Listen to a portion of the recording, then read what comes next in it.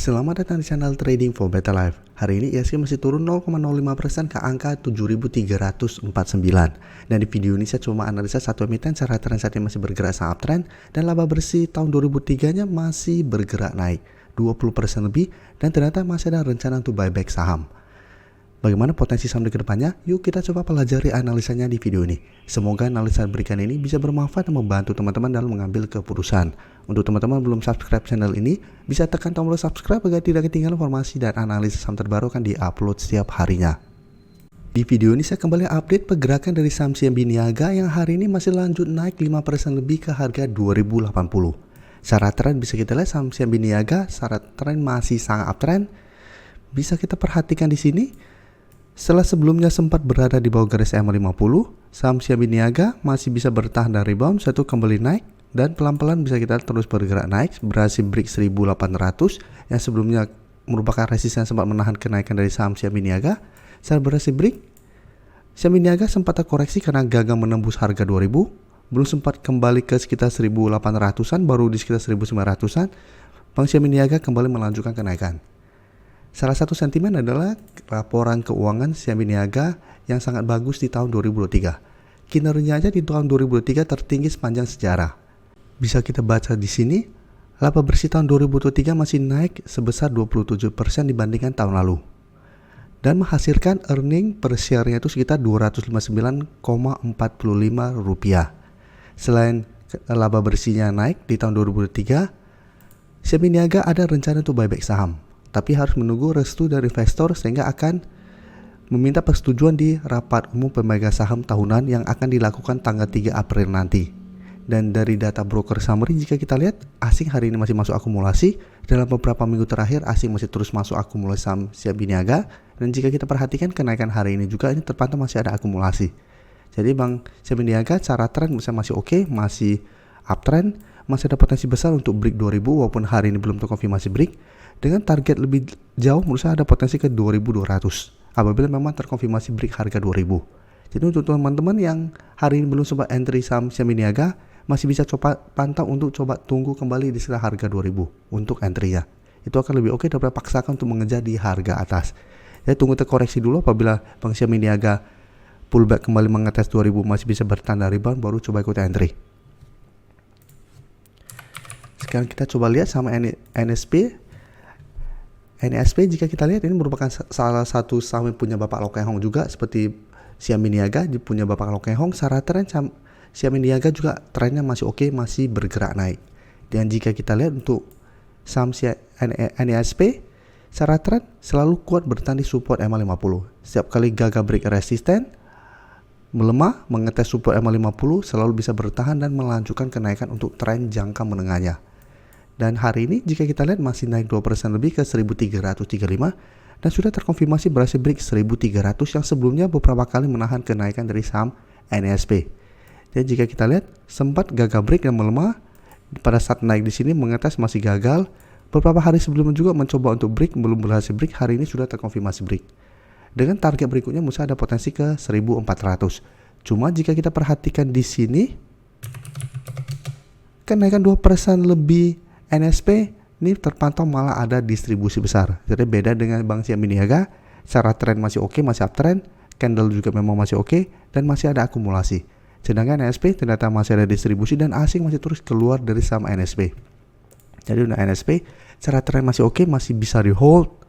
Tapi apabila terpantau minggu ini NSP gagal bertahan di 1300, mulai terkena pullback dan menembus kembali 1300 dan bergerak turun, menurut saya bisa pertimbangkan untuk take profit apabila teman-teman swing atau hold saja terus selama garis EMA 50 tidak terlewati karena secara tren ini masih oke selama support EMA 50 tidak tembus.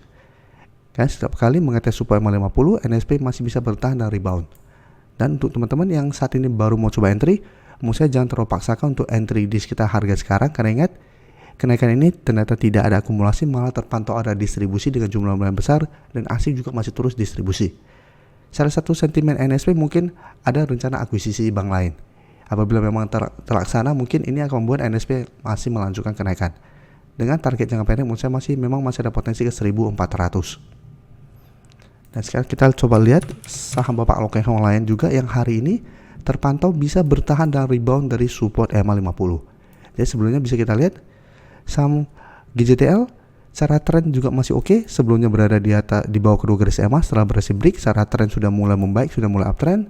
Beberapa kali memang masih tertahan di 1200, gagal break 1200, mulai melemah, mengetes support EMA 50 masih bisa bertahan, sempat berada di bawah garis EMA 50, tapi saat ini bisa kita lihat support EMA 50 bisa menahan penurunan dari saham GJTL, dan hari ini kembali naik lumayan tinggi, hampir 9%. Dan saham GJTL merupakan salah satu saham masuk watchlist kami untuk di support EMA 50 150 bareng Raja. Dan bisa kita lihat alasan kenapa kami masukkan ke watchlist pada saat screening ini menarik, walaupun turun pada hari Jumat karena masih tidak terpantau ada distribusi dan dekat dengan support EMA 50, ini menarik untuk dipantau dan tunggu di sekitar support EMA 50. Apabila masih bisa bertahan dari rebound, ini menurut saya masih menarik untuk di entry, apalagi GJTL di bawah support EMA 50 masih ada support EMA 150, sehingga cara teranjang menengah ini masih layak untuk di hold dan masih menarik untuk coba dipantau. Dan bisa kita lihat asing juga 1 minggu terakhir masih masuk akumulasi, dan jika kita pantau di sini kenaikan hari ini terpantau masih ada akumulasi.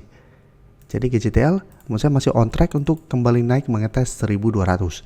Dan ini merupakan target take profit apabila teman-teman sebelumnya sudah berhasil dapat sekitar garis EMA 50.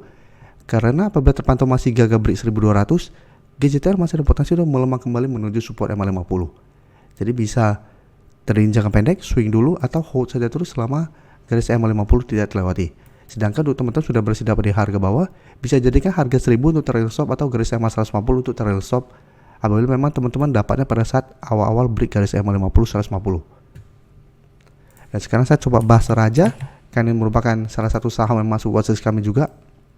Bisa kita lihat Raja hari ini juga berhasil rebound dari support EMA 150.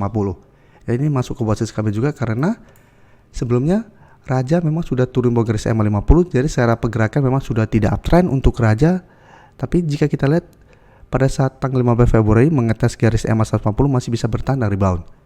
Jadi walaupun hari Jumat masih turun mengetes garis EMA 150, selama masih belum terkonfirmasi break, Raja menurut saya masih menarik untuk dipantau untuk swing trade atau trading jangka pendek.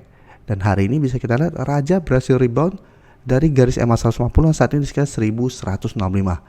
Dan target take profit saat ini menurut saya ada di sekitar garis EMA 50 di 1295 sampai 1300. Karena untuk Raja walaupun bisa bertahan dan rebound dari garis EMA 150, cara pergerakan jika kita bandingkan dengan GJTL, Raja kurang oke, karena Raja garis EMA 50 sudah berubah menjadi resisten.